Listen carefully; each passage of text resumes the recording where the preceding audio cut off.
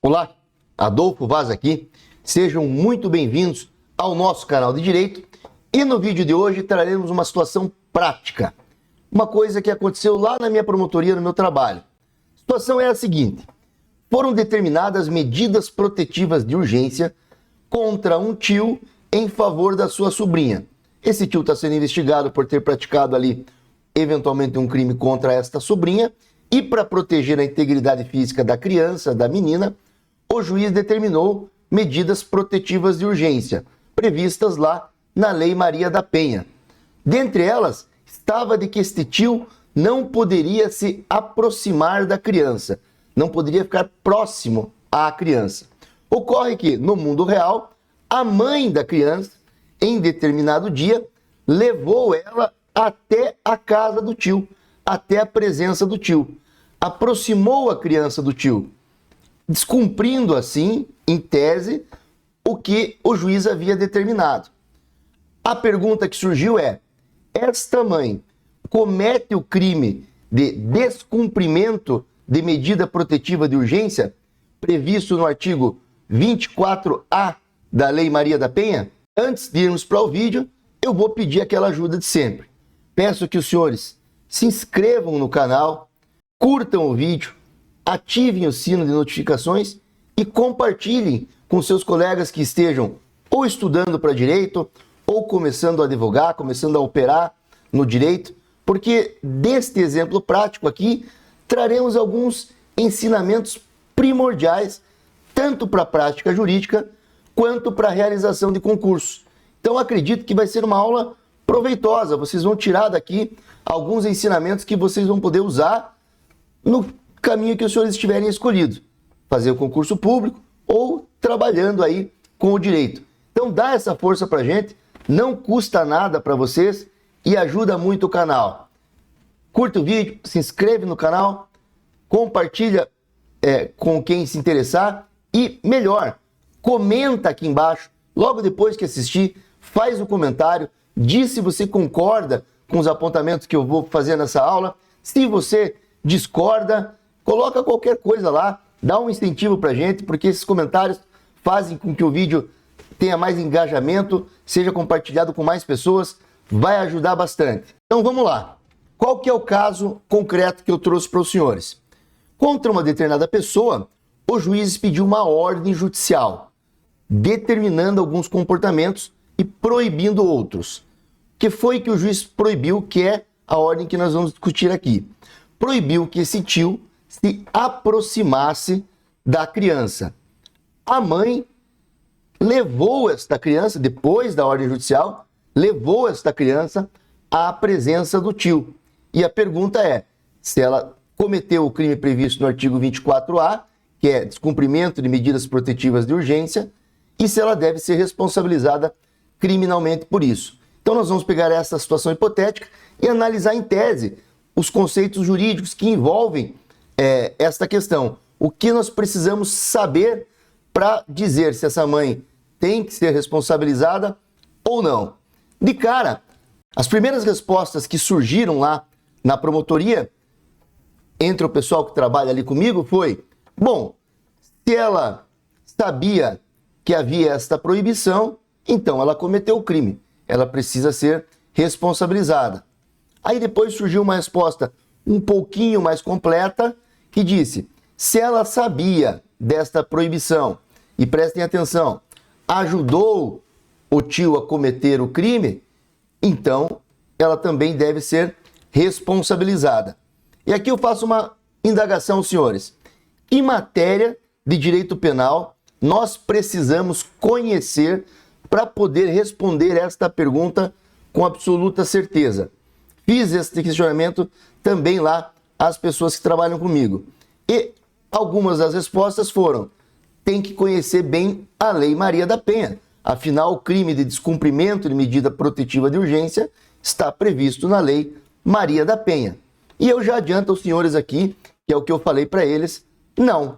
A matéria que precisamos conhecer aqui é direito penal, parte geral, principalmente teoria do crime e a parte que fala de adequação típica.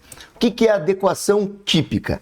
É pegar aquela coisa do mundo real, aquela conduta do mundo real e verificar se ela possui todos os elementos para você enquadrar num tipo penal.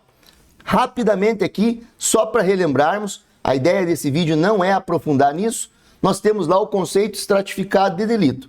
Conduta humana, típica, antijurídica, praticada por um agente culpável. O que nós estamos tratando aqui está na, vou dizer assim, segunda fase, eu gosto de interpretar dessa maneira, que é a adequação típica. Por que eu falo segunda fase? Porque a maioria dos manuais tratam ali de 3 momentos. A adequação típica, praticada de forma antijurídica e por um agente culpável. Então seria um conceito estratificado de delito em tripartite, em 3 partes. Mas eu gosto, não está de acordo com os manuais, mas eu gosto de falar da conduta humana, porque primeira coisa que nós precisamos investigar é se aquele resultado, se aquilo que aconteceu decorre de uma conduta humana. Então também é preciso estudar se houve ou não houve conduta humana naquela situação. Eu sei que a adequação típica ter sido praticada de forma antijurídica por um agente culpável circundam em torno do elemento integrador ali, que é a conduta humana. Mas para fins didáticos, eu gosto de dividir assim. Eu primeiro explico conduta humana, depois a adequação típica, depois as situações de antijuridicidade e depois a responsabilidade do agente, se ele é punível, né? Se o agente é punível, se ele reúne as características para ser responsabilizado por ter cometido uma conduta humana típica e antijurídica. E aí no final a gente vê se ele pode ser punível por essas questões. Mas o vídeo aqui não é de teoria do crime. Nós não vamos nos aprofundar nela, apesar de que trataremos disso de forma indireta e eu vou explicar aos senhores na sequência. Nós temos aqui um atalho para responder essa pergunta, que é o estudo da classificação doutrinária de crimes. E este é o tema da aula de hoje. E eu digo que a classificação doutrinária de crimes é como se fosse um atalho para aplicar algumas coisas que a gente aprende lá na teoria geral do crime, na teoria do delito. Por que eu digo que é um atalho? Porque ela estabelece um vínculo direto entre determinadas consequências e causas que são estudadas em algumas das fases do conceito estratificado de delito. No caso em tela aqui hoje, eu vou falar sobre o momento da tipicidade. Se a conduta desta mãe pode ser típica ou não. Se há adequação típica da conduta dela ou não. Mas eu não vou ensinar os senhores sobre esse aspecto. Eu vou ensinar os senhores a chegar a esta resposta estudando a classificação doutrinária de crimes. Quando esta dúvida surgiu lá no trabalho, eu poderia simplesmente dar a resposta. Dizer, olha, essa mãe pode ou não ser responsabilizada, e aqui eu estou deixando o mistério de propósito, porque eu quero que os senhores acompanhem a aula e entendam os fundamentos, e a partir dos fundamentos, os senhores mesmo, raciocinando em casa aí, vão conseguir responder. Eu poderia dar a resposta dizendo, essa mãe deve responder de determinada maneira, ou não deve responder por estas razões. Mas eu disse lá ao pessoal que trabalha comigo e fiz a seguinte pergunta a eles. O que é que vocês precisam entender para responder esta questão? Que é a pergunta que eu fiz agora há pouco. E aí já adiantei. Falei, para facilitar o trabalho, eu vou dizer para vocês, estudem classificação doutrinárias de crimes, em especial os crimes próprios e de mão própria. Então, na nossa aula, nós vamos passar para estudar o que é a classificação doutrinária de crimes, por que ela é importante, o que é um crime comum, o que é um crime próprio e o que é um crime de mão própria. Vamos falar sobre a classificação doutrinária de crimes.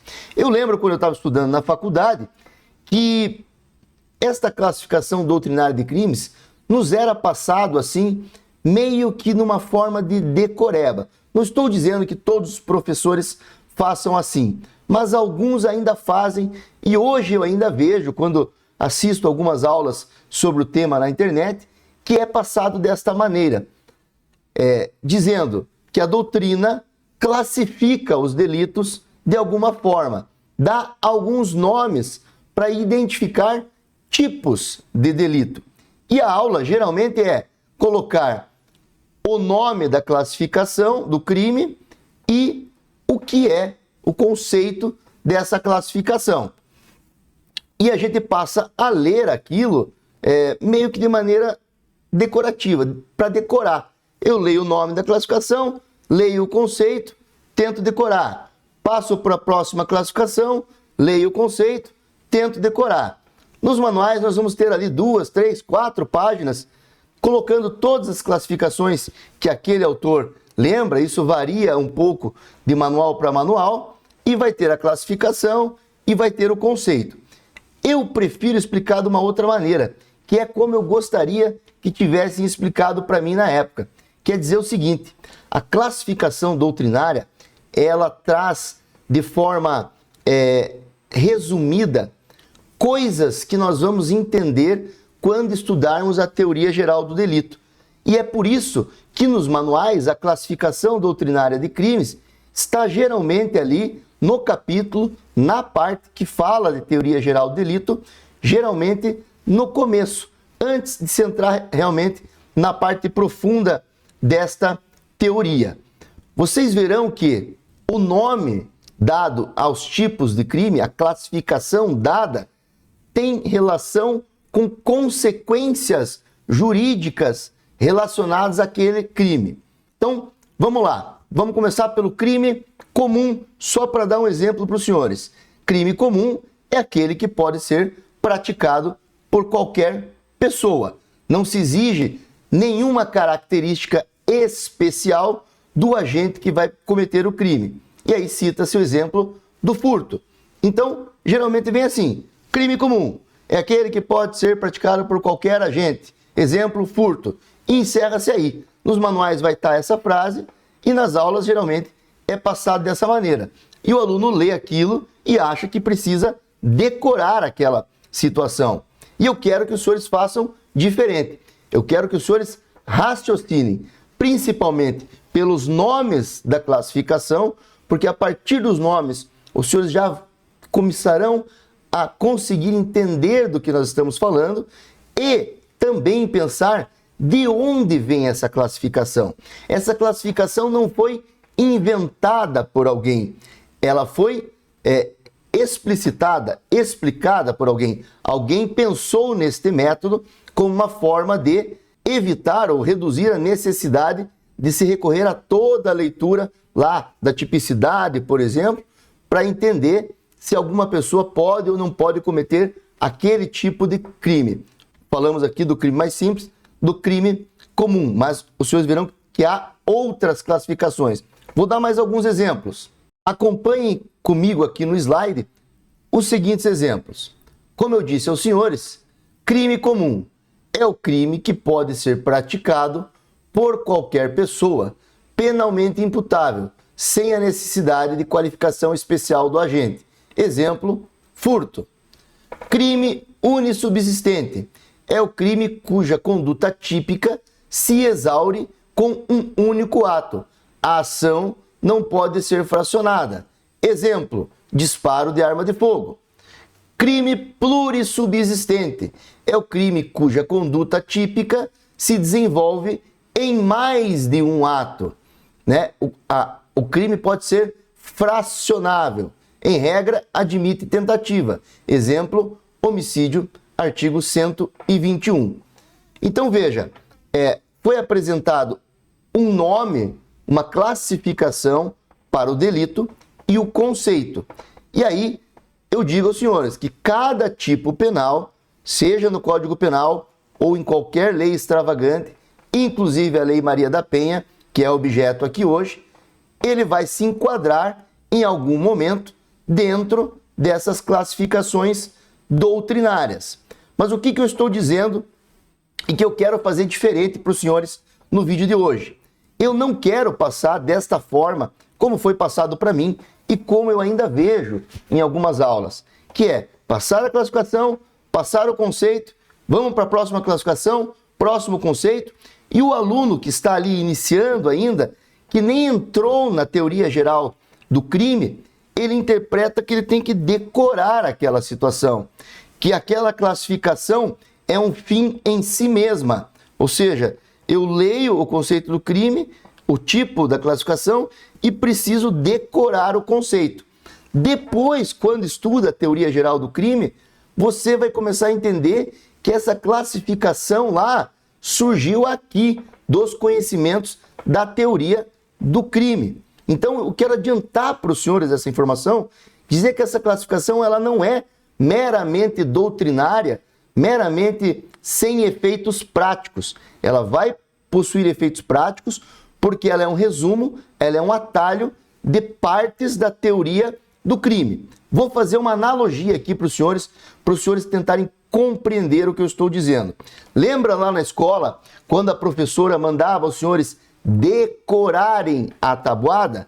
Então os senhores faziam aquele exercício lá no segundo ano do ensino fundamental, em pegar a tabuada do 1, depois a tabuada do 2, depois a tabuada do 3 e decorar.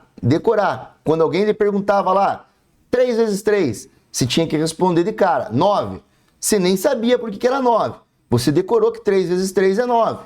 Quando eu acho que uma boa explicação seria mostrar o que está por trás daquele 3 vezes 3. Aquele 3 vezes 3 é uma equação matemática, das mais simples, mas é uma equação matemática.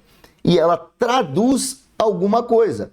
E a partir do momento que você entende que ela traduz alguma coisa, você entende o mecanismo por trás e talvez não precise decorar que 3 vezes 3 é igual a 9. Embora decorar ajude a dar respostas mais rápidas. E aí, diante de uma prova de concurso ou diante de uma situação prática, se você lembrar da classificação doutrinária, você vai conseguir dar uma resposta prática sem precisar recorrer a uma leitura, a um estudo mais aprofundado à teoria do crime. Mas friso, não é para esquecer a teoria do crime, é uma forma de olhar por outro lado a mesma questão. Então, o que significa o 3 vezes 3? Significa que se nós tivermos o número 3 uma vez, o número 3 mais uma vez e o número 3 mais uma vez, somando eles, nós chegaremos ao resultado 9. E está explícito, na verdade, na própria equação, se usarmos apenas o português. 3 vezes o número 3. O que acontece se nós tivermos por 3 vezes o número 3? Nós temos uma vez, temos a segunda vez, temos a terceira vez. Somando, vai dar 9. Então, este entendimento precisa ter para dizer que 3 vezes 3 é 9. E não apenas pegar aquela tabela da tabuada e decorar. 3 vezes 3 é igual a 9. Fiz essa analogia porque eu quero que os senhores olhem para a classificação doutrinária desta maneira.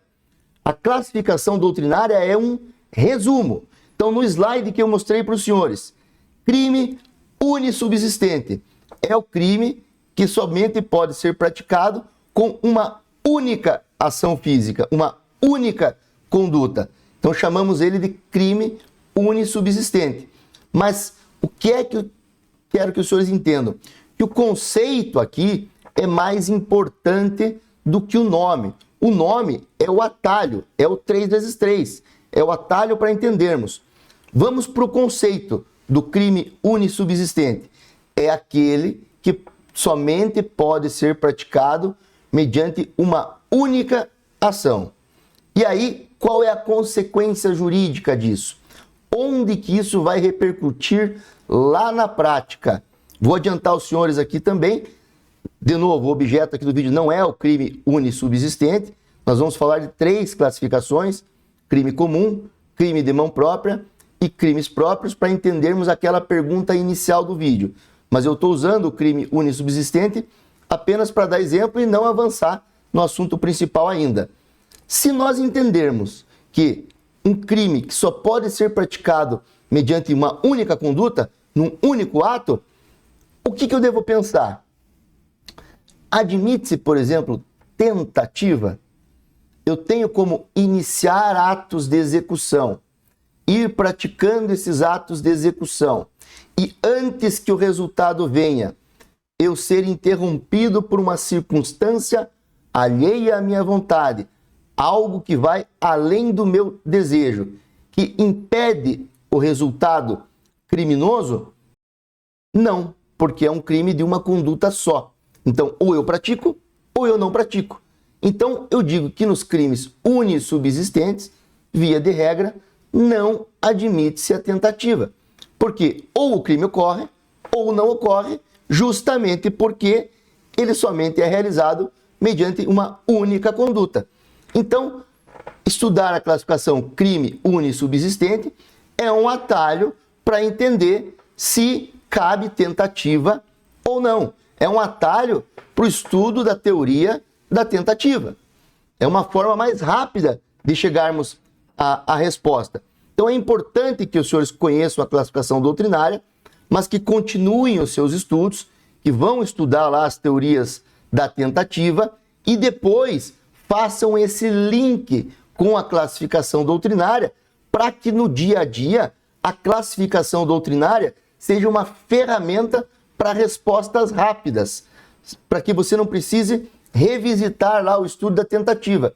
Eu já penso, é um crime plurissubsistente ou um crime unissubsistente? Sendo unissubsistente, eu já entendo que não cabe tentativa. Então, na hora de responder, por exemplo, uma pergunta numa prova, isso pode me ajudar a ser mais rápido para responder essa pergunta. Tem que se ter o cuidado para que isso não seja motivo para você errar a questão. Você precisa conhecer muito bem a classificação doutrinária de crimes, mas se você entender este mecanismo e estudar as palavras, os conceitos dela, você vai chegar a essa conclusão. Então, crime plurissubsistente é o crime que pode ser praticado mediante várias ações. E aí o exemplo no slide que eu mostrei é o de homicídio. Como é que eu faço para matar uma pessoa? Eu posso praticar várias ações. Eu posso dar uma facada, a pessoa não morreu. Eu dou outra facada, a pessoa não morreu. Eu dou uma terceira facada, a pessoa não morreu. Vou dar a quarta facada para matar. Alguém me interrompe, impede essa quarta facada, me segura e a vítima sobrevive. Então eu posso dizer que eu tentei matar a vítima, mas não consegui. Mas por que é que eu tentei? Porque é um crime plurissubsistente, que pode ser praticado mediante várias ações físicas, mediante várias condutas. Então, a consequência para responder uma pergunta ou estar diante de uma situação prática é: se eu entender que esse crime aqui é plurissubsistente, eu já vou poder saber responder a pergunta, se cabe ou não cabe tentativa. Então, é isso que eu quero que os senhores entendam. Classificação doutrinária não é um mero capricho, ela não está nos manuais à toa, e ela também não é ensinada nas faculdades à toa. Não é para você pegar uma lista de classificação e ficar decorando o conceito de cada classificação. Você precisa ler a classificação doutrinária de crimes como um atalho, como uma forma de saber responder outras questões do direito penal que exigiriam um estudo um pouquinho mais aprofundado. Então, se o crime vai admitir tentativa ou não, se o crime pode ser praticado por qualquer pessoa ou esta pessoa deve possuir características especiais, e este é o tema principal da aula de hoje, e você consegue responder essas perguntas se estudar a classificação doutrinária de crimes. Então, o primeiro recado aqui da aula é: classificação doutrinária não é algo dispensável, é uma ferramenta importante e precisa ser conhecida pelos senhores. Fica um estudo circular, porque eu só consigo entender bem classificação doutrinária depois que eu entendo bem teoria do crime e outras teorias, como disse a teoria da tentativa, a teoria da participação, a teoria da coautoria. Tudo isso eu preciso entender e verei que isto é que está sendo resolvido de forma mais rápida pelo estudo da classificação doutrinária de crimes. Então, se eu pudesse, de repente, escrever um manual ou explicar de uma melhor forma, eu tentaria, ainda que ficasse confuso, explicar classificação doutrinária de crimes junto com esta parte da teoria geral. Então, ao explicar, por exemplo, lá a teoria da tentativa, eu já traria ali os crimes unissubsistentes e plurissubsistentes para dizer, olha, a gente decora aqui crimes unissubsistentes e plurissubsistentes para entender a possibilidade de tentativa ou não. Esse crime admite tentativa ou não. Então vamos pegar o exemplo ali do disparo de arma de fogo. O disparo de arma de fogo ocorre quando o cara puxa o gatilho em via pública e dispara o revólver. A pergunta é, admite tentativa? A doutrina entende que é um crime unissubsistente, que se consuma numa única conduta. Então o sujeito pega o revólver, vai até a via pública, aponta para cima, puxa o gatilho e dispara. À luz do que estudamos até hoje, ele pegar o revólver, ir até a rua, são atos preparatórios para o crime que ele vai cometer de disparo de arma de fogo. Mas o crime só ocorre no momento que ele puxa o gatilho. Então, veja se vocês conseguem entender aí alguma conduta, alguma forma dele realizar um disparo de arma de fogo por mais de uma ação. Eu não vejo. Este fato de pegar o revólver e ir até o meio da rua são atos preparatórios. O ato de execução começa quando ele puxa o gatilho. E começa e já termina. Por isso estamos dizendo, crime unissubsistente. Numa única ação, ele praticou o crime. Então a consequência é de que não se admite tentativa num crime desse. Porque nós não temos como interromper o iter criminis. Não temos como interromper o caminho do crime. O crime se consuma num ato só. Então, ou ele existe ou ele não existe. Isso nós estudaríamos com aprofundamento quando fôssemos estudar tentativa e consumação. E a classificação doutrinária resume isso para a gente. Dá a resposta de forma mais rápida, que é vocês saberem. Em crimes unissubsistentes, não admite-se tentativa. Depois vem a dificuldade de, olhando o tipo penal, tentar identificar se aquele tipo penal é unissubsistente ou não.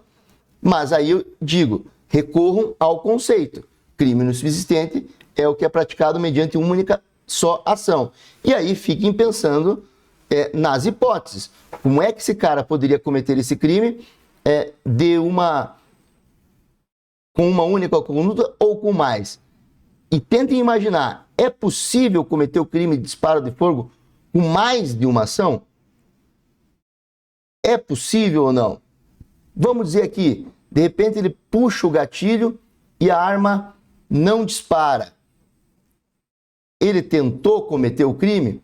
É algo que dá para se discutir no caso concreto, mas vai ter ali um estudo mais aprofundado e provavelmente será uma grande exceção. Quando a gente está estudando direito, a gente está estudando, na maioria do tempo, sobre as regras gerais, sobre como as coisas funcionam de forma geral. Quando você vai para a prática, para o dia a dia, e os senhores estão estudando e começarem a trabalhar depois com isso, ou quem já está trabalhando com direito, seja assessorando advogados iniciantes, vão ver que muitas vezes a vida nos surpreende com exemplos que a gente não consegue imaginar nos livros.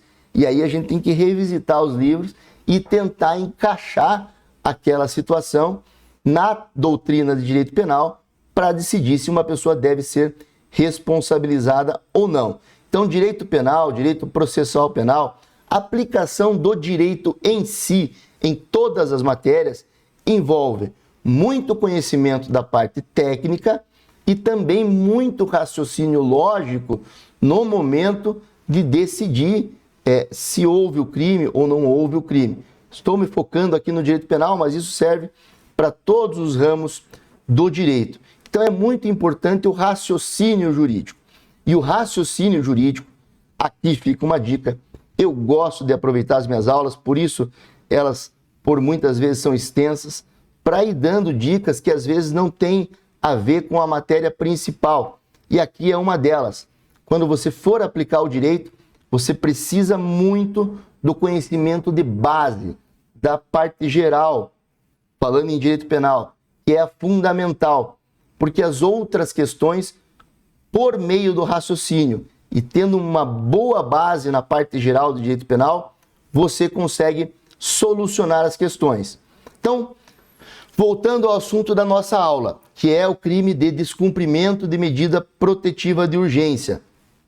E aí, relembrando o que eu falei agora há pouco, alguns entendiam que precisava entender de Lei Maria da Penha, porque o crime está ali dentro. Então vamos olhar o que o STJ, por exemplo, tem decidido em situações parecidas. E aí talvez produzir o meu pronunciamento, produzir a minha petição inicial ou anotar os meus estudos, que neste caso aqui, por exemplo, de uma mãe ou de um terceiro, que não é objeto daquela ordem judicial de medida protetiva, pratica atos que em tese vão contra a medida protetiva. Como que o STJ tem decidido isso? Aí a gente procura um acórdão, procura uma jurisprudência e lê lá na ementa que deve responder ou que não deve responder. E a gente produz a nossa peça, seja um pronunciamento ou uma petição, com base no que o STJ decidiu, e às vezes nos esquecemos de estudar o básico e produzirmos o conhecimento por nossa conta própria, né? Eu acho isso errado e acho que você só será um bom profissional, um bom estudante para concurso, se você conseguir chegar na resposta por meio do seu estudo da base. Depois você dá uma olhada lá no STJ para ver como o STJ tem decidido, mas não fica só na ementa, vai para os votos que deram base para aquele acórdão, lê o que os ministros escreveram, porque eles provavelmente vão explicar o caminho pelo qual eles chegaram àquela resposta. E tenho certeza que o caminho vai passar por esta análise da parte geral de direito penal. Então, vamos voltar lá. Surgiu essa questão lá na promotoria, se esta mãe que levou a criança até a presença do tio, e era o tio que estava proibido de se aproximar da criança, cometeu o crime ou não de descumprimento de medida protetiva de urgência. Eu adiantei lá ao meu pessoal dizendo, olha, para responder esta questão, vocês precisam estudar crimes próprios, crimes de mão própria, estudar a relação da coautoria e participação nestes crimes, nesta classificação de crimes, e estudando isso, vocês vão chegar à conclusão da resposta. Então, estuda crime próprio, estuda crime de mão própria, estuda como funciona a participação e a coautoria nesses delitos, e aí faz uma análise do tipo penal do artigo 24A, e quando eu digo faz uma análise lê o tipo penal. Abre a Lei Maria da Penha, artigo 24A, vamos ler. E aí, lê o tipo penal e raciocina. Esse tipo penal aqui é o quê? É um crime comum? É um crime próprio? É um crime de mão própria? E sendo assim, esta mãe responde e, se responder, quais os requisitos necessários para que ela responda? Nós vamos chegar lá na resposta final, mas como os senhores sabem, é o meu estilo. Por vezes o vídeo pode ficar enfadonho, porque a minha ideia é explicar os conceitos para que os senhores entendam de uma única vez e nunca mais errem esse tipo de questão. Então eu vou passar pelas premissas, pelo que é preciso saber, e no final do vídeo eu vou chegar à conclusão junto com os senhores. Mas o meu desejo é que já no meio do vídeo, quando eu estiver falando sobre as premissas, os senhores mesmo, já raciocinando, também por si só, aí na sua casa, vão chegar à conclusão. E desta maneira, creio eu, é o meu estilo, o conhecimento vai ficar muito mais solidificado. Por que é que eu estou dizendo isso? Porque eu vejo vídeos de direito na internet que são feitos em 5, 10 minutos. Então, eu poderia chegar aqui, dar o conceito de crime próprio, crime de mão própria, dizer em qual desses tipos o artigo 24A da Lei Maria da Penha se enquadra e já dizer a mãe deve responder assim ou a mãe não deve responder. E resolveria o vídeo em 5, 10 minutos. Mas eu acredito que os senhores não teriam aprendido direito. E vou aplicar para os senhores o mesmo que eu fiz lá no meu trabalho. Eu disse para eles, estudem crimes próprios, de mãos próprias, estuda o crime comum também para entender de onde vem essa classificação, porque dele é o mais simples e aí é mais fácil compreender. E depois de terem esta matéria na cabeça, voltem ao problema e tentem responder, porque aí vocês terão base, terão conhecimento para responder e tenho certeza que chegarão à resposta correta. Vamos falar agora então da primeira classificação de delitos, que é a mais simples de toda, que são os crimes comuns, que inclusive é a grande maioria dos crimes. O que são crimes que podem ser classificados como crimes comuns neste momento aqui, dentro da classificação doutrinária? É isso que nós estamos estudando. Por que eu estou fazendo essa ressalva? Porque os senhores também verão essa expressão, crimes comuns, em outras esferas do direito. Então, por exemplo, em políticos podem praticar crimes comuns ou crimes de responsabilidade. E lá, o conceito de crime comum será outro, porque o objetivo é outro.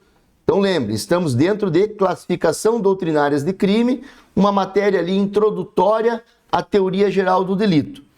Neste sentido, crimes comuns são aqueles que podem ser praticados por qualquer pessoa. A pessoa não precisa ter nenhuma característica especial para poder ser considerada autora daquele crime. O exemplo dos manuais, geralmente, é o crime de furto. Então, qualquer pessoa pode cometer um furto, sempre partindo do pressuposto de uma pessoa maior, sã, capaz, com potencial consciência da ilicitude. Estamos falando de um adulto, de um ser humano normal ali, que não tem nenhuma característica, né? E tratando todas essas pessoas como pessoas comuns. Qualquer um pode furtar. Eu posso entrar numa loja, subtrair lá uma camiseta da vitrine da loja, levar para minha casa e pratiquei assim o crime de furto. Claro, estou fazendo aqui de forma rápida. De novo, não vamos nos aprofundar na análise do tipo penal de furto. É só para exemplo. Então, crime comum é aquele que qualquer cidadão, qualquer pessoa pode ser autor do crime. Homicídio. Preciso ter uma característica especial? Por exemplo, eu preciso ser funcionário público para cometer um homicídio? Eu preciso estar sob alguma ordem judicial para poder executar um crime de homicídio? Não, qualquer pessoa. Se eu sair na rua agora e esfaquear uma pessoa na rua e matá-la, eu cometo o crime de homicídio. Então, são crimes comuns. Qualquer pessoa pode cometer. Essa pessoa não precisa de nenhuma característica especial. Repetindo, são a maioria dos crimes previstos na nossa legislação. Então aqui é bem simples, não vamos nos alongar muito. Crime comum são aqueles crimes que podem ser praticados por qualquer pessoa imputável. Qualquer pessoa que pode ser responsabilizada criminalmente pode cometer os crimes comuns. Furto, homicídio, roubo, os crimes mais populares. Crimes próprios. Os crimes próprios são aqueles que exigem que o autor do crime possua algumas características especiais. E somente possuindo essas características especiais é que ele poderá cometer um crime considerado um crime próprio. Vou dar alguns exemplos aos senhores. O infanticídio. Quem é que pode cometer o infanticídio? O que é o infanticídio?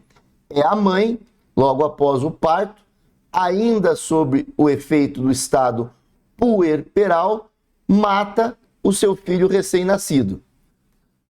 Quem é que poderia cometer esse crime? Somente a mãe. E somente se ela estivesse no estado puerperal logo após o parto. Então, uma mãe, por exemplo, que anos depois convive com o seu filho ali e mata o seu filho, ela não estará cometendo o crime de infanticídio. Ela estará cometendo o crime de homicídio ou, dependendo das circunstâncias, o crime de feminicídio. O infanticídio exige estas características especiais: ser mãe logo após o parto, sob a influência do estado puerperal. O infanticídio, portanto, é um crime próprio. Agora, eu vou dar a seguinte situação para os senhores. Uma terceira pessoa pode também responder pelo crime de infanticídio, mesmo não sendo a mãe, sob a influência do estado puerperal, durante ou logo após o parto? E eu vou dizer aos senhores que sim. Por quê? Porque os elementos objetivos do tipo podem ser executados por um terceiro. Então, digamos que a mãe quer matar o seu filho recém-nascido, ela está sob a influência do estado puerperal e isso está acontecendo durante ou logo após o parto. Mas vamos dizer ali que por algum motivo ela está sem forças ou ela não tem a coragem para tanto, mas ela deseja aquilo, deseja aquele crime. E ela conversa com uma enfermeira, promete um dinheiro para a enfermeira ou combina algo com a enfermeira e fala: olha, quero que você mate lá o meu filho recém-nascido. E a enfermeira vai lá, sabendo de todas essas condições, de que a mãe está sob o efeito do estado puerperal, logo após o parto ou durante ele, e mata esta criança. A enfermeira não vai responder pelo crime de homicídio ou feminicídio, se fosse ali de repente uma menina, mas vai responder pelo crime de infanticídio como coautora desta mãe. Então aqui precisa ficar bem claro aos senhores, talvez seja um pouco difícil de compreender.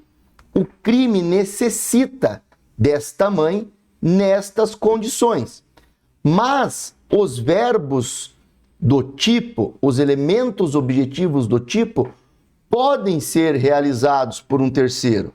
Então a mãe idealiza o crime do infanticídio, mas transfere para uma enfermeira que vai lá e mata a criança. Estrangula a criança, faz alguma coisa, fisicamente ela mata a criança.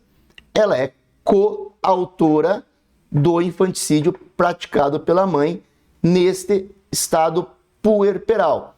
Vou adiantar um pouquinho aqui agora, quando falaremos de crimes de mãos próprias, e já mostrar a diferença, porque acho que esse é um momento bom para entender a diferença. E sempre, como eu falo em várias aulas, vamos olhar as palavras, os conceitos. Muitas vezes o nome dado à coisa já nos responde muito, basta um raciocínio lógico a respeito. O crime de mão própria, que nós vamos falar na sequência, por que é que tem esse nome? Pensa comigo, porque é um crime que a pessoa precisa praticar com as próprias mãos. Vem daí. Então, além de ela possuir características especiais, a execução do delito também exige que seja ela que o faça. Estamos no exemplo do infanticídio. A mãe, no estado puerperal, durante ou logo após o parto, quer matar o seu filho recém-nascido. E ela pede que uma enfermeira ou um médico execute o verbo matar e vai lá e assassina a criança. Então a mãe, apesar de ser autora, ela não precisou usar as mãos próprias. Ela não precisou executar por ela mesma o delito. Por isso dizemos que é um crime próprio. Eu vou aprofundar isso quando falarmos de crimes de mãos próprias, mas já vão tendo isso em mente. Crimes de mãos próprias, além da pessoa possuir características, ela precisa executar os elementos objetivos do tipo.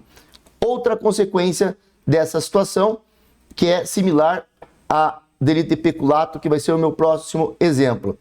Teria como, se nós admitirmos coautoria, punirmos a enfermeira sem que a mãe tenha cometido o crime?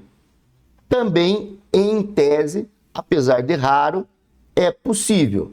Digamos que esta enfermeira conversa com a mãe ali antes do parto e a mãe fala para ela: olha, eu não quero esse filho, assim que esse filho nascer eu vou assassiná-lo, porque eu não quero esse filho.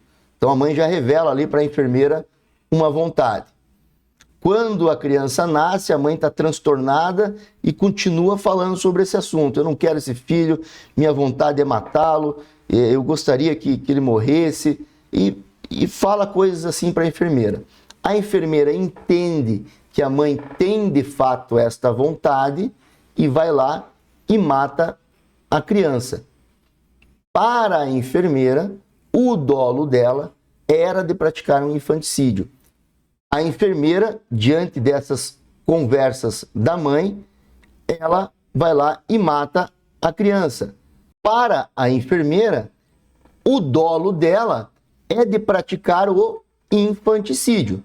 Ela interpreta aquelas palavras da mãe como um desejo, ela constata que a mãe está sob o efeito puerperal e nós estamos ali no cenário que foi logo após o parto.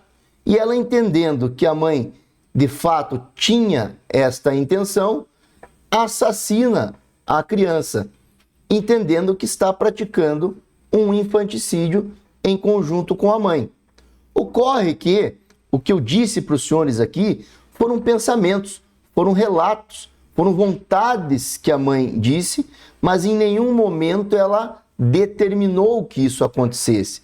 Em nenhum momento ela partiu da cogitação, que é uma das fases do iter criminis, e é uma fase não punível.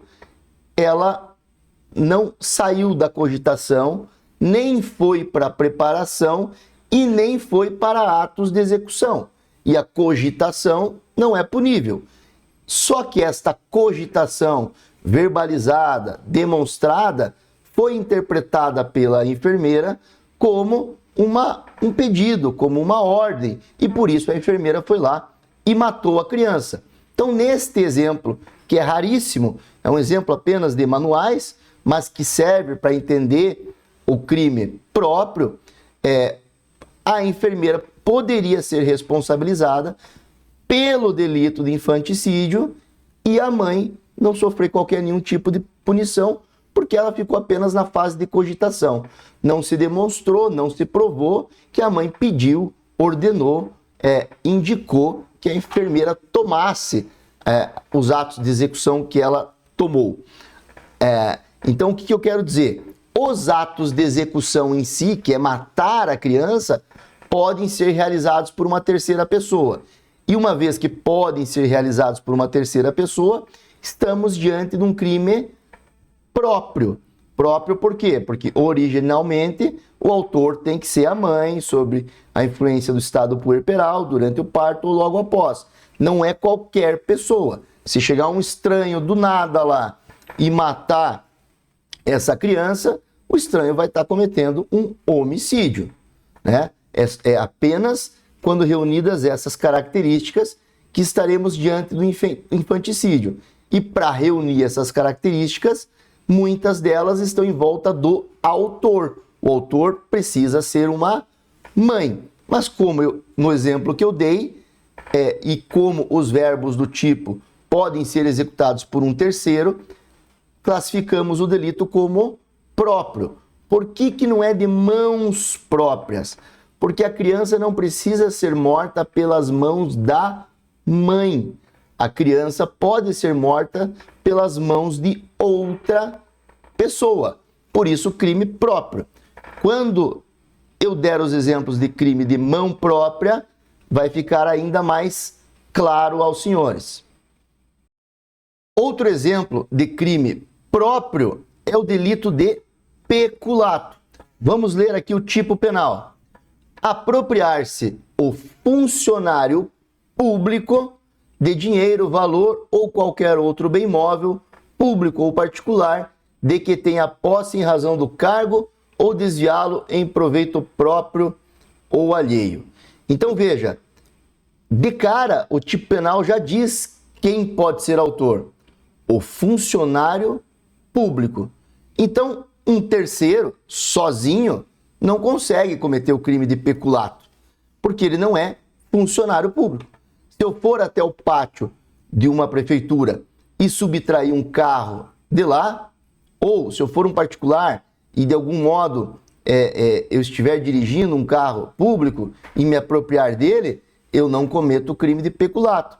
Vou cometer o crime de furto, ou de apropriação indébita, ou algum outro delito, mas provavelmente um desses dois, porque eu não tenho as características de funcionário público.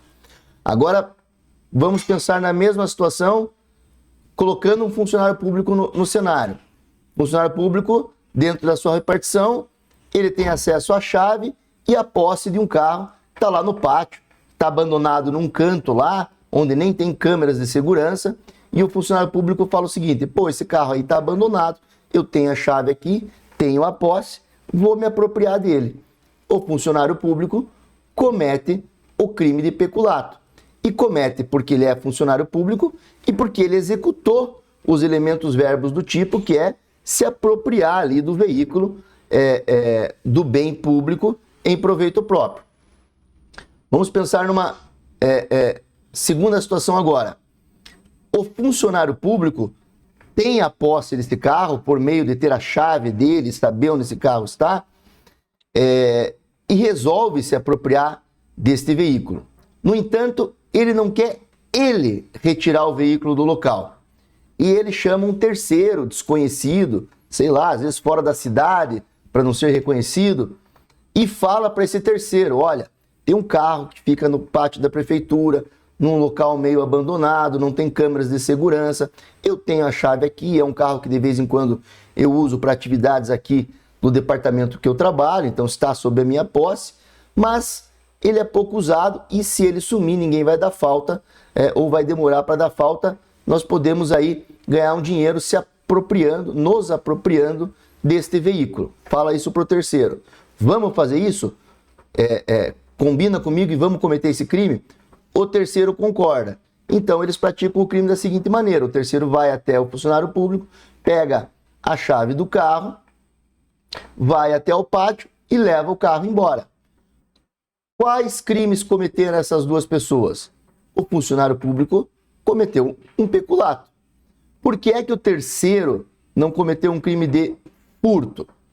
Por quê? Porque ele está aderindo à conduta principal do peculato e a maioria dos elementos objetivos ali se referem ao peculato. Ele está se apropriando do veículo público com a ajuda do funcionário público que reúne essas características e, portanto, ele passa a ser coautor deste peculato. E aqui, novamente, eu friso a diferença lá para o crime de mãos próprias, que é esta confusão que os senhores vão se deparar nas provas de concurso e muitas vezes também na sua prática no dia a dia. A apropriação do carro precisava ser pelas próprias mãos do servidor público, do funcionário público, ou, apesar dele engendrar o crime, ele poderia usar de um terceiro para que o terceiro, com as mãos dele, executasse os verbos do tipo, no caso aqui, apropriar-se do veículo? Pode. Portanto, é um crime próprio e não um crime de mãos próprias. Que, como eu disse, me repetindo, crime de mãos próprias, além de possuir as características específicas para ser autor, esse autor precisa, com as mãos dele, e quando eu falo mãos, podem ser palavras, pode ser várias outras coisas. Mãos é o sentido abstrato para entender a dinâmica desse tipo de crime. Não precisa ser o próprio funcionário público com as mãos dele a se apropriar, a subtrair o veículo. Ele pode delegar esta função a um terceiro. E esse terceiro vai ser um coautor do peculato.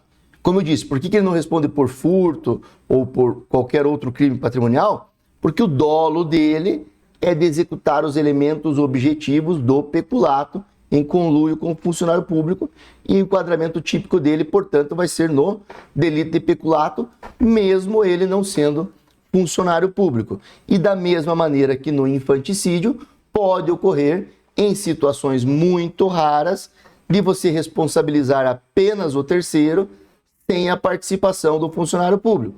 E aí, de novo, vou dar um exemplo aqui meio esdrúxulo, mas que é para fins didáticos. Esse funcionário público tem um amigo, e ele conversa com o amigo e diz: olha, lá no meu departamento tem um veículo que eu uso lá a cada 6 meses, ele fica sob a minha posse, mas é pouquíssimo utilizado, a maior parte do tempo ele fica no pátio. Se alguém levar esse carro aí, ninguém vai sentir diferença. Eu, às vezes, penso nisso. Penso que eu deveria pegar esse carro aí, me apropriar, vender ele e fazer uma grana com esse carro. O amigo, escutando essa conversa, interpreta mal a situação ali, né? De repente o funcionário público fala assim: eu só não tenho coragem para fazer isso. Se eu tivesse coragem, acho que eu faria. Esse amigo fala: bom, acho que ele quer cometer esse peculato, mas ele não tem coragem, mas eu acho que ele quer cometer. Eu vou fazer essa parte aí, vou levar o carro. Eu sei já onde é que está a chave, o meu amigo funcionário público já me disse onde está a chave, eu vou lá pegar a chave e vou levar o carro embora, e levo o carro embora. Qual que era o dolo desse terceiro? Era de furto?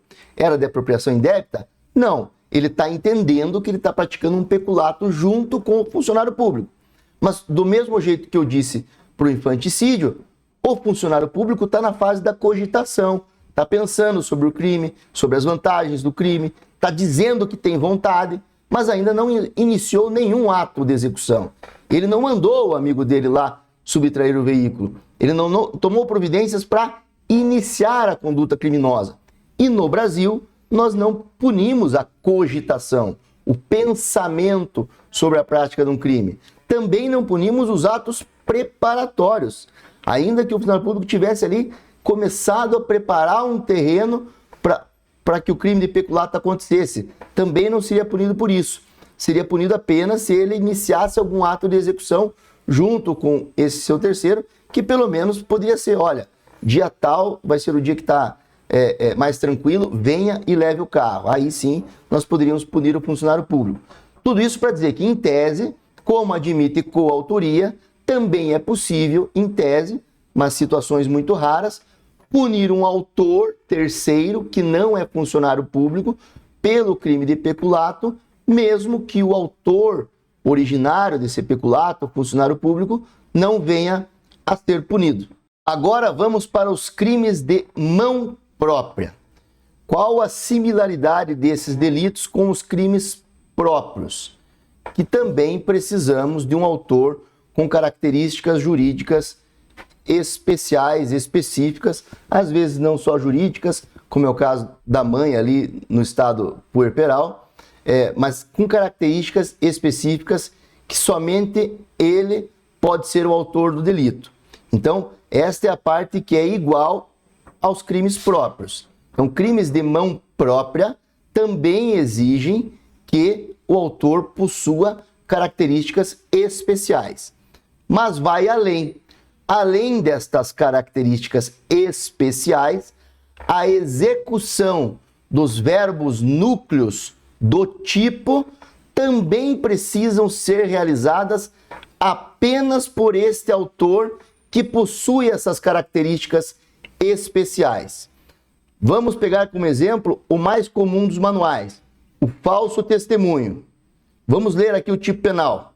Fazer afirmação falsa ou negar ou calar a verdade como testemunha, perito, contador, tradutor ou intérprete em processo judicial ou administrativo, inquérito policial ou em juízo arbitral. Então, o falso testemunho, para ser cometido, precisa que seja cometido por uma testemunha. Então, a testemunha é que pode cometer o crime de falso testemunho. Claro, aqui também tem o perito, o contador, o tradutor, o intérprete, outras pessoas. Mas vamos focar aqui na testemunha para ficar mais fácil entender, que a ideia não é se aprofundar no tipo penal. Mas dessas pessoas que vão atuar provavelmente em uma audiência perante o juiz, em que vão ser feitas perguntas somente elas é que podem mentir ou não à justiça e, com isso, cometer o crime de falso testemunho. Então, primeiro, os autores precisam ter algumas características: ser uma testemunha, ser um perito, ser um contador, ser um tradutor ou ser um intérprete. E segundo, somente elas podem diretamente executar o falso testemunho. Eu tinha bastante dificuldade para entender isso quando comecei a aprender, porque eu pensava assim, mas e o advogado? O advogado que por vezes orienta a testemunha a mentir. Inclusive lá escreve exatamente o que a testemunha tem que falar em juízo. Esse advogado não é autor de falso testemunho também? Eu digo aos senhores que não. Por quê? Porque o advogado não pode, ele, sentar na frente do juiz e apresentar a mentira no lugar da testemunha. O advogado pode auxiliar essa testemunha a mentir, né? Estou falando de advogado, mas pode ser qualquer pessoa, pode ser a parte interessada no processo, qualquer pessoa que induza, instigue ou auxilie a testemunha a mentir, poderá ajudar na prática do crime, mas nunca poderá ser autora, porque o falso testemunho tem que ser praticado com as próprias mãos da testemunha. E o que é as próprias mãos da testemunha? Somente ela pode mentir em juízo. Ninguém pode executar o crime no lugar dela. Lembra dos exemplos anteriores em que eu dizia que o autor tinha que ter certas características, mas os verbos, os elementos objetivos do tipo, poderiam ser executados por outras pessoas? Então, o infanticídio tem que ser a mãe, sob a influência do estado puerperal, logo após o parto. Mas ela pode pedir que uma enfermeira venha e mate a criança. Aqui no falso testemunho, não. Digamos que a testemunha queira mentir. Ela não pode falar para o advogado dela, olha, senta no meu lugar aqui e mente para o juiz no meu lugar. Não vai dar, é impossível. É ela que tem que sentar ali e ela que tem que executar o falso testemunho. Portanto, é por isso que é um crime de mãos próprias. Além das características pessoais, a execução em si precisa ser praticada por ela, pelas mãos dela, no caso aqui, falso testemunho, pelas palavras dela. Então, fica bem claro aqui agora a diferença de crimes próprios e crimes de mão própria. Crimes próprios exigem um autor com qualificações especiais, esse autor precisa estar ali de alguma forma naquele cenário, mas a execução dos verbos e dos elementos objetivos do tipo pode eventualmente ser realizada por um terceiro. E esse terceiro realizando, ele é coautor do delito. E, em tese, esse coautor também eventualmente pode ser punido, ainda que o autor principal não venha a ser. No falso testemunho, não dá. Como tem que ser a pessoa que precisa executar com as mãos próprias, né? Crime de mãos próprias, somente a testemunha sentada na frente do juiz, só ela pode mentir. Mas como fica a situação do advogado ou de qualquer outra pessoa que tenha instigado, auxiliado essa testemunha a mentir, dizendo para ela, olha, vai lá para o juiz, mas não conta a verdade, porque vai ser pior. Conta esta outra história aqui. Vou te entregar uma outra história e você mente lá e conta outra história. Aí a testemunha vem e mente e comete o crime de falso testemunho. Como deve ser responsabilizado esta pessoa que influenciou, instigou e auxiliou a testemunha a mentir? Na figura do partícipe, não como coautor. Então, os crimes de mão própria admitem participação, de acordo com o artigo 29 do Código Penal, que nós vamos ler agora. Diz o artigo 29, quem, de qualquer modo, concorre para o crime, incide nas penas a estes cominadas, na medida de sua culpabilidade. Aí, parágrafo 1º, se a participação for de menor importância, a pena pode ser diminuída de 1/6 a 1/3. Se algum dos concorrentes quis participar de crime menos grave, ser-lhe-á aplicada a pena deste, e essa pena será aumentada até a metade, na hipótese de ter sido previsível o resultado mais grave. E aqui eu vou aproveitar para falar um pouco para os senhores de como é muito mal usado esse artigo 29 no dia a dia. Muitas vezes pelo próprio Ministério Público, quando descreve lá condutas que possuem autores e coautores, então o Ministério Público diz lá, fulano, ciclano e beltrano mataram determinada pessoa. E aí vai classificar lá depois da denúncia, dizendo que eles, em conjunto de desígnios, resolveram matar aquela pessoa e devem responder, e coloca lá artigo 121, que é o do homicídio, combinado com o artigo 29. Porque o artigo 29 diz: quem de qualquer modo concorre para o crime. É um erro. Por quê? Porque quando eu descrevi o homicídio, eu estou descrevendo autores. Todos eles são autores. Todos eles devem responder por homicídio. E o artigo 29 aqui vai um pouquinho de teoria da norma. É uma norma interpretativa de extensão. O que significa isso? É uma forma de eu punir alguém que não cometeu nenhum dos elementos objetivos do tipo penal principal. Então vamos voltar lá, por exemplo, do falso testemunho, né, que é faltar com a verdade, calar a verdade no processo judicial.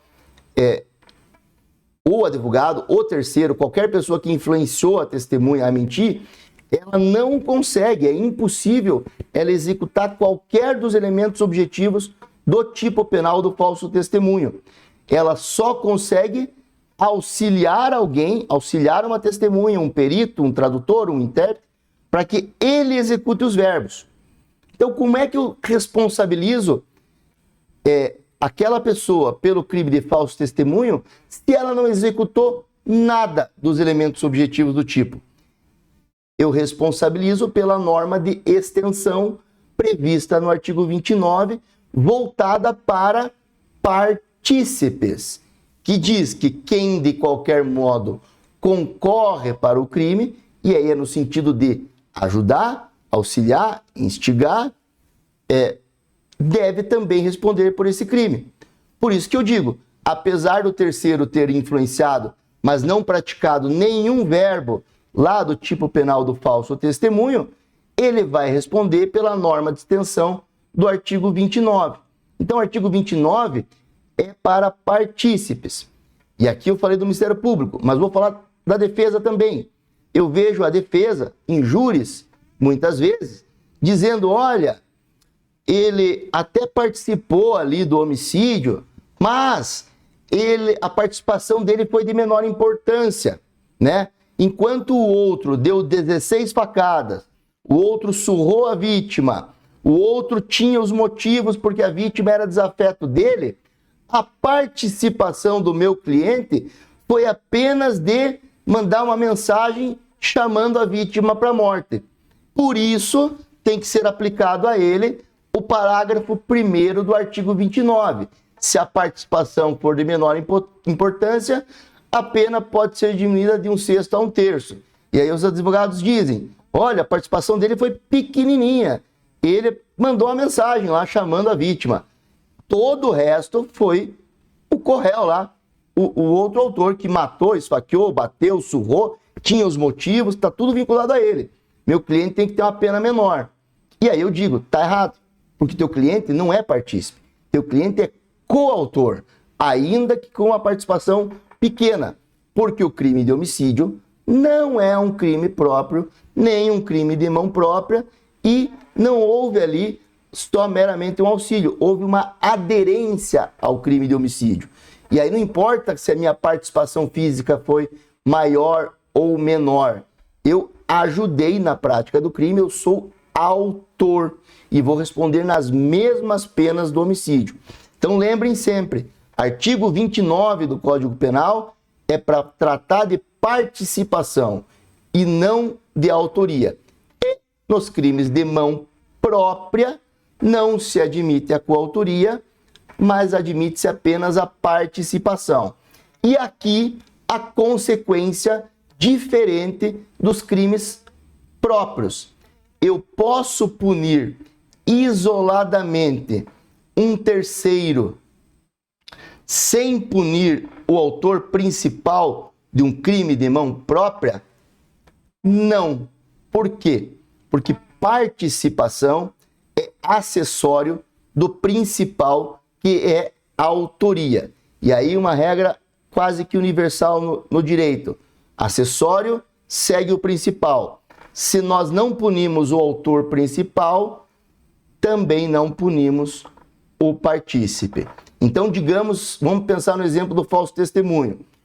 Eu combino com a testemunha e digo, olha, não fala a verdade para o juiz, mente lá, vou escrever aqui a história que você tem que mentir.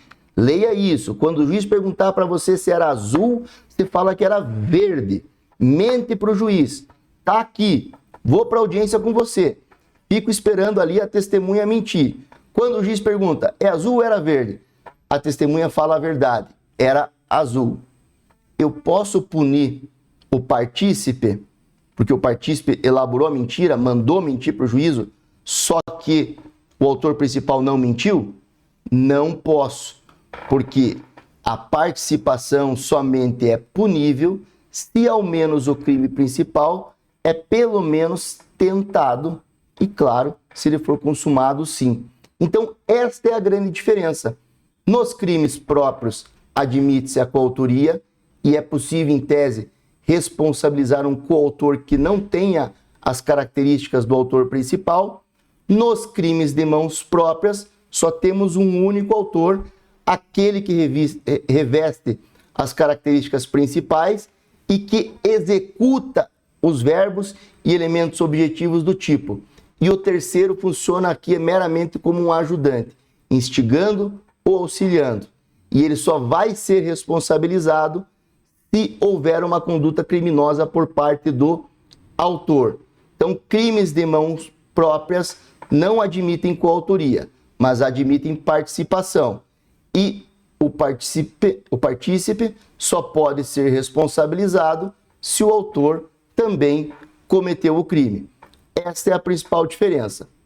Entendidas essas premissas, agora nós podemos analisar objetivamente o delito de descumprimento de medida protetiva de urgência, no exemplo que eu dei no início desta aula, para entendermos se aquela mãe que levou a criança até o tio, que estava proibido de se aproximar dela, cometeu ou não cometeu o crime de descumprimento de medida protetiva. Vamos começar lendo o tipo penal. E parece óbvio isso, mas é uma obviedade que eu preciso dizer, porque na prática, quando eu converso com pessoas que estão estudando, eu vejo que falta esta coisa básica. Não sei se é uma falta de costume, se as faculdades não priorizam isso, mas a gente vê na prática isso. Às vezes surge a dúvida, alguém me pergunta alguma coisa, e eu pergunto, você já leu o tipo penal com calma, com cuidado, olhando palavra por palavra? E às vezes a pessoa nem leu. Ela está tentando responder com base na memória, nos estudos que ela já fez sobre o assunto. E não está errado, mas o ideal é que você já pegue a lei. Vamos começar a tentar raciocinar lendo o tipo penal. Então eu vou ler junto com os senhores aqui agora. Artigo 24A da Lei 11.340/2006, a famosa Lei Maria da Penha. Artigo 24A. Descumprir decisão judicial que defere medidas protetivas de urgência previstas nesta lei. Então, quem é que pode descumprir uma decisão judicial? E aqui nós precisamos entender dois conceitos básicos. E também eu vejo as pessoas se confundirem. Quem é que pode violar a lei? A lei. Qualquer um. Todo mundo. Por quê? Porque nós vivemos num Estado democrático de direito. Todos nós estamos submetidos à lei. Nós não podemos, inclusive, alegar o desconhecimento da lei para cometer algum crime ou ir contra esta lei. Então, descumprir a lei é algo que está adstrito a todos que vivem no nosso território nacional, que estão submetidos ao nosso ordenamento legal. Agora, quem é que pode descumprir uma decisão judicial? Somente aquela pessoa que foi atingida pela decisão judicial. E aí nós podemos voltar lá atrás e falar sobre devido processo legal. Por que existe um devido processo legal? Para que as partes, a parte acusada de alguma coisa, possa exercer a defesa, o amplo contraditório, responder o processo e, ao final, quando o juiz determinar alguma coisa, esta pessoa que exerceu todos os seus direitos no devido processo legal, ela está obrigada a cumprir a decisão judicial. Então eu pergunto aos senhores, alguém que não fez parte dos autos de medida protetiva de urgência, local em que foi deferida a ordem protetiva de urgência, alguém que não fez parte, que não é parte lá, ela está obrigada a essa decisão judicial? É claro que não. Somente quem fez parte, quem teve direito ao contraditório e à ampla defesa. Por isso, eu até digo que este crime aqui, descumprir decisão judicial que defere medidas protetivas de urgência, é um dos exemplos mais claros de crime de mão própria. Porque o juiz vai determinar ao final que fulano de tal, CPF tal, com residência em tal local, vai identificar exatamente aquela pessoa que está proibida da conduta. No exemplo que nós demos, quem é que estava proibido? O tio de se aproximar da sobrinha. Teve autos de medidas protetivas, o juiz determinou. Este tio tem que se manter afastado da criança. Quem é que pode executar o descumprimento dessa medida? Quem é que pode se aproximar da criança e, com isso, violar a medida protetiva e incorrer neste crime? Somente a pessoa proibida pelo juiz. Somente a pessoa que foi parte naqueles autos de medida protetiva de urgência. No exemplo que nós estamos tratando, o tio. Somente o tio fisicamente pode se aproximar da criança e, com isso, descumprir a medida. Claro, se aproximar da criança com dolo. Sempre entendendo aqui tipicidade como reunião dos elementos objetivos do tipo, mais o dolo, que é a vontade e a ciência de executar ou assumir o risco de executar os elementos objetivos do tipo. Vamos voltar para o caso concreto. A mãe, que talvez nem sabia da existência desses autos de medidas protetivas, talvez nem sabia de que o tio estava proibido de se aproximar da criança. Ela leva essa criança até a presença do tio. Em tese, do ponto de vista de elementos objetivos, ela contrariou a ordem judicial. Ela produziu a aproximação da vítima do agressor. E isso era uma coisa que estava proibida pelo juízo. Então, em tese, parece que ela cometeu os elementos objetivos do tipo ali. No entanto, o tio aqui que recebe a criança, ele precisa também cometer este crime. Então vamos tentar clarificar a situação com exemplos. Eu sou o tio que estou proibido de me aproximar da criança. Já fui intimado dessa ordem judicial. Bate a minha porta aqui da minha casa, eu abro a porta e está ali a mãe com a criança da qual eu não devia me aproximar. Em tese, os elementos objetivos foram preenchidos. Houve a aproximação. Mas este tio teve dolo, teve a intenção de se aproximar? preencheu o elemento subjetivo dolo, que é necessário para a tipicidade penal? Ele queria se aproximar da criança? Não, ele foi surpreendido com essa situação. Então, vai contar muito agora os atos subsequentes.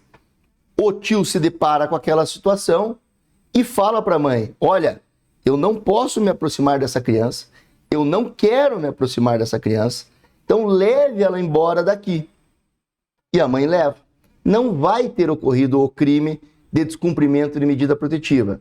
Não porque os elementos objetivos não tenham acontecido. A aproximação de fato aconteceu, mas porque o elemento subjetivo não foi preenchido, o dolo, a vontade de se aproximar. E, portanto, não há crime. Outras atitudes que esse tio poderia tomar: olha, eu vou chamar a polícia aqui, porque você trouxe a criança, eu estou proibido de ver essa criança e eu não posso, vou chamar a polícia. Então, tudo isso para demonstrar que ele não tinha dolo. Vou chamar os vizinhos aqui e vou dizer para que eles sejam testemunhas de que estou pedindo para você ir embora, levar essa criança daqui, porque eu não posso me aproximar dela. De novo, são atitudes subsequentes que vão demonstrar que o tio não tinha esse dolo e que, portanto, não cometeu o crime de descumprimento de medida protetiva. E aí fica a pergunta: se o tio agisse dessa maneira, mandasse a mãe embora de volta com a criança, chamasse a polícia, chamasse vizinhos, ou fizesse qualquer coisa para demonstrar que ele não tinha dolo de se aproximar da criança, de descumprir a medida, eu posso responsabilizar a mãe? Não. Porque a mãe, ela apenas ajudou a ocorrência desta aproximação. A mãe, por si só, não pode se aproximar da criança e descumprir. Quem está proibido é o tio. Ela precisa necessariamente de que o tio, com as mãos próprias, também participe da execução dos elementos objetivos. A mãe, no máximo, pode ser uma auxiliar, mas nunca autora, nunca coautora. Por quê? Porque na decisão judicial é uma pessoa que está indicada lá, com o CPF dela, é ela que está proibida, e somente ela, com o corpo dela, poderia se aproximar da criança e descumprir a medida. E quando eu falo ela se aproximar da criança e cumprir a medida protetiva, é tanto os elementos objetivos quanto o elemento subjetivo dolo. Se aproximar, querendo se aproximar. No caso em tela aqui, houve a aproximação, elementos objetivos, mas não houve dolo. Se não houve dolo, não há tipicidade. Se não há tipicidade, não há crime. Então a mãe não seria responsabilizada neste cenário. Por quê? Porque o tio não cometeu o crime. Ele disse: vai embora, ou chamou a polícia, ou deu um jeito, ou ele mesmo saiu do local e se distanciou para ficar longe da criança. Então ele demonstrou de todas as maneiras que ele não teve dolo, então ele não cometeu o crime. E por ser um crime de mão própria, esta mãe, ainda que tenha levado a criança lá, não comete o crime de descumprimento de medida protetiva. Vamos pensar num segundo cenário. O tio está proibido. Ele sabe disso. Foi intimado. Está em casa. Não espera a criança, mas bate à porta dele a mãe, trazendo a criança. E aí esse tio, sabendo da sua proibição, recebe a criança e fica com ela. E, portanto, passa a ter dolo de ficar próximo. A partir dali, ele começa a cometer o crime. Ele começa a descumprir a medida protetiva. E, portanto, deve ser responsabilizado por isso. Daí nós teremos que nos perguntar: a mãe sabia desta proibição? Tinha ciência de que o tio não podia se aproximar? Se ela tinha ciência e ela ajudou o tio a se aproximar, ela é cúmplice, ela é partícipe, ela vai responder pelo artigo 24A, não por ter executado com mãos próprias o descumprimento, mas por força da norma de extensão, que eu já mostrei aos senhores, artigo 29 do Código, que diz que quem concorre para a prática criminosa deve responder. Então ela ajudou o tio a descumprir. Então, no crime de mão própria, eu preciso responsabilizar o autor principal e responsabilizo todos aqueles que ajudaram na forma de participação. Então, para que a mãe fosse responsabilizada nesse caso, o tio teria que ter aderido à conduta criminosa, ter tido dolo de aproximação e se aproximado, e a mãe como auxiliar por ter levado a criança até ele. Então, a conduta dela vai ser penalmente relevante se o autor principal cometeu o crime também ou não, se teve dolo e também executou os elementos objetivos do tipo. Isso está previsto no artigo 31 do Código Penal. Assim, Código Penal, lei e doutrina, uma coisa deriva da outra. Em alguns momentos a doutrina explica o que está no Código, em outros momentos o Código explicita o que a doutrina já vinha trazendo há muitos anos, e geralmente é assim. As leis são produzidas a partir dos estudos jurídicos. Então, o que diz o artigo 31 do Código Penal? Vamos dar uma olhada. O ajuste, a determinação ou instigação e o auxílio, no caso aqui a mãe, nós poderíamos interpretar que ela auxiliou ou pelo menos instigou ao levar a criança até o tio, salvo disposição expressa em contrário, não são puníveis se o crime não chega, pelo menos, a ser tentado.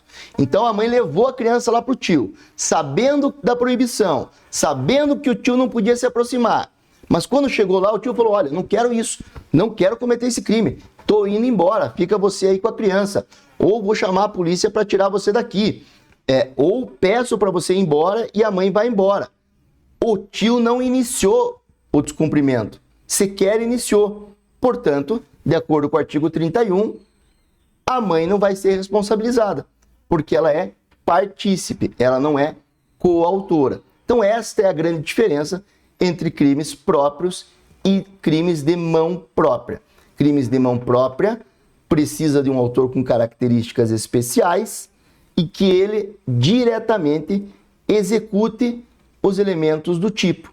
E nestas hipóteses não admite-se coautoria, apenas participação. E a participação somente vai ser punível se o autor principal, no mínimo, tentou realizar a prática criminosa. Então é isso, senhores. Espero que os senhores tenham entendido a importância de estudar classificação doutrinária de crimes, que, como eu disse, é um atalho para entender conceitos que estão lá na teoria do delito, e são formas rápidas de chegar a uma resposta, e que tenham entendido os conceitos que eu dei aqui hoje. Eu falei sobre crime comum, crimes próprios e crimes de mão própria. Se vocês gostaram do vídeo, eu vou fazer aquele reforço de pedido de que se inscrevam no canal para receberem mais materiais a respeito de direito penal, processual penal, constitucional, para que isso ajude os senhores nos seus estudos ou nos seus trabalhos diários e principalmente, isso eu desejo muito, que vocês comentem aqui embaixo. Se tiverem dúvidas sobre a aula, deixem essas dúvidas aqui para que eu possa responder e melhorar o meu material para o futuro.